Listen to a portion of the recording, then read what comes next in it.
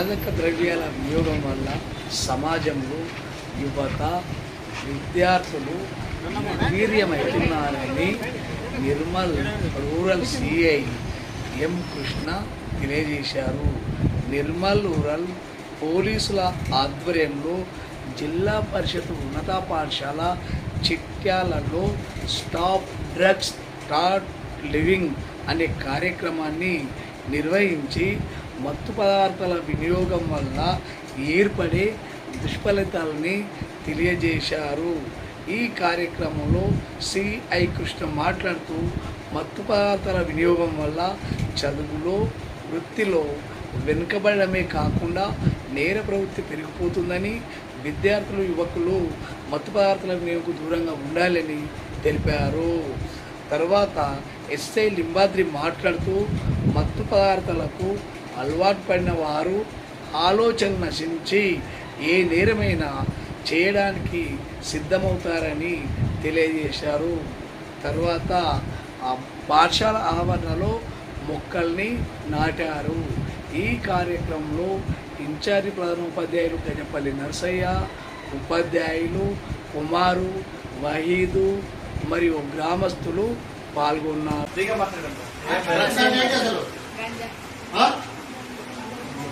తెలుగులో ఏమంటారు? Very good. ఎవరు చెప్పింది? వెరీ గుడ్ అమ్మా. మాదక ద్రవ్యాలు అంటే ఏంటివి? ఏమన్నా ఒకటన్నా చెప్తావా?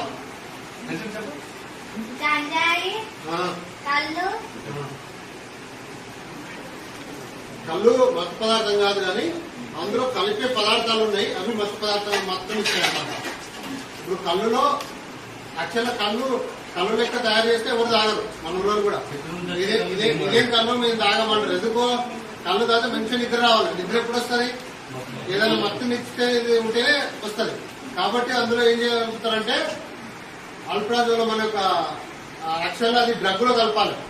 మనకు ఎప్పుడన్నా దీనికోసం హాస్పిటల్లో పడ్డప్పుడు ఏదన్నా మనకు ఆపరేషన్ చేయడానికి కానీ దేనికైనా సెడేషన్ అంటారు. అంటే మనకు మొత్తం ఇచ్చడానికి ఉపయోగడానికి ఆ ఆల్ప్రాజోలం అనేది వాడతారు. దాన్ని ఏం చేస్తారంటే ఇప్పుడు కళ్ళులో కలుపుతున్నారు. కలపడం వల్ల ఏమవుతుంది, అది కొంచెం ఎక్కువ మోతాదులో వేసేసరికి చాలా మందికి అది తాగితే ఇమీడియట్ గా నిద్ర వచ్చేస్తుంది. మరి మాకు రాత్రి తాగగానే ఒక సీదా కళ్ళు తాగగానే నిద్ర పట్టింది బాగుంది అనుకొని దానికి అలవాటు పడతారు. ఎవడైతే ఎక్కువ కలుపుతారో అది వేరే విలేజ్ లో కూడా ఆ విలేజ్ పోయి తాగేసి వస్తారు. దానివల్ల ఏమవుతుందంటే రోజు అది అడిక్ట్ తాగడం వల్ల ఆల్ప్రాజోలం అనేది మెల్లమెల్లగా మన నర్వ్ సిస్టమ్స్ లో మొత్తం ఎక్కిపోతుంది. మన నరాల బాడీలో ప్రతి అణువులు వెళ్ళిపోయిన తర్వాత ఏమవుతుందంటే దానికి అలా మన బాడీ అలవాటు పడుతుంది. నెక్స్ట్ టైం అది లేకపోతే ఏమవుతుంది తెలుసా? బాడీ షేక్ అయిపోతుంది. ఆ నరాలన్నీ షేక్ అయిపోతాయి. మీరు బాగా అలవాటు ఆడిన ఊర్లో ఎవరైనా చూడండి, ఒక 2 రోజులు కళ్ళు లేకపోతే బాడీ షేక్ అయిపోవడము, లేదంటే పిచ్చి పిచ్చి చేయడం చేస్తారు. వీళ్ళకి పిచ్చి ఎక్కిందంటారు. అవునా కదా? ఊర్లో ఎప్పుడైనా జరిగిందా? కళ్ళు బంద్ చేస్తే రెగ్యులర్గా ఉండి కళ్ళు బంద్ చేస్తే అదే జరుగుతుంది. అది మెల్లమెల్లగా దానికి ట్రీట్మెంట్ తీసుకొని బంద్ చేయాలి. లేదనుకుంటే దానికి అలవాటు పడంటే ఇంక అంతే ఉంటుంది. మీ అమ్మ నాన్నలకు కూడా చెప్పండి దానికి ఎక్కువ అలవాటు పడొద్దు అని చెప్పి. చాలా మందికి తెలియక నిద్ర వస్తుంది అని చెప్పి తాగేస్తారు. ఆ తెలియకుండా మన బ్రెయిన్ మన మైండ్ లోకి ఎక్కేసి మన నర్వ్ సిస్టమ్ మొత్తం పాడు చేసేస్తుంది. గంజాయి కూడా ఎవరైనా తాగితే ఎలా ఉంటుందంటే వాళ్ళకు మత్తు ఎక్కించి దాన్ని మైండ్ మొత్తం ముద్దుబారేటట్టు చేస్తుంది. దానివల్ల ఏమవుతుందంటే వాళ్ళకి అదేదో మైకంలో మనం కళ్ళలో ఉన్నప్పుడు డ్రీమ్స్ వస్తాయి కదా, పడుకున్నప్పుడు డ్రీమ్స్ అంటే కళలు వస్తాయి చూడు, ఆ టైప్ లో కళ్ళలో పగడికాయలు అన్నట్టు తెలియపోతుంటాడు గాల్లో. దానికి ఏమైందంటే మంచిగా అనిపిస్తుంటది. కానీ దానివల్ల వాడు మొత్తానికి చెడిపోతాడు. వాడు ఏం పని చేయడానికి రాదు, వాడికి ఏం పని చేయలేకపోతాడు, వాడికి శక్తి ఉండదు.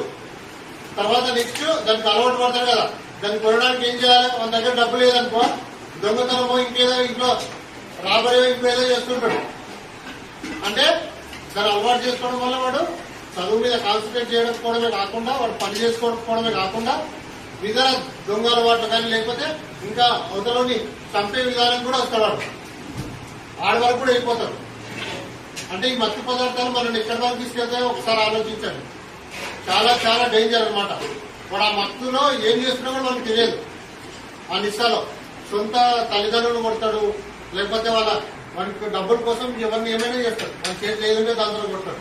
అవతల వాళ్ళు ఏమవుతున్నారని వాళ్ళు ఆలోచించారు. ఎందుకు మనకి అది కావాలి. ఒకసారి అలవాటు పడితే దాన్ని వాడుకోలేరు అంత ఈజీగా. మన చుట్టుపక్కల ఎవరైనా ఉన్నా మీకు అట్లాంటిది ఎవరైనా అలవాటు చేస్తారనుకున్నా మీరు ఇప్పుడు 9th 10th క్లాస్ పిల్లలు చాలా జాగ్రత్తగా ఉన్నారు. అది మెల్లమెల్లగా సిటీ నుంచి పల్లెటూరులో కూడా విలేజ్ లో కూడా పాకింది. మొన్న 10th క్లాస్ పిల్లవాడు ఇక్కడ దిలవార్పూర్లోనే వాళ్ళ నాన్నమ్మ వాళ్ళ ఇంట్లో చదివిస్తుంటే అమ్మమ్మ వాళ్ళ ఇంట్లో చదివిస్తుంటే ఇట్లాగే తాగే పిల్లల పక్కన కూర్చొని 2-3 రోజుల తర్వాత వాడు కూడా తీసుకోవడం అలవాటు చేసాడు.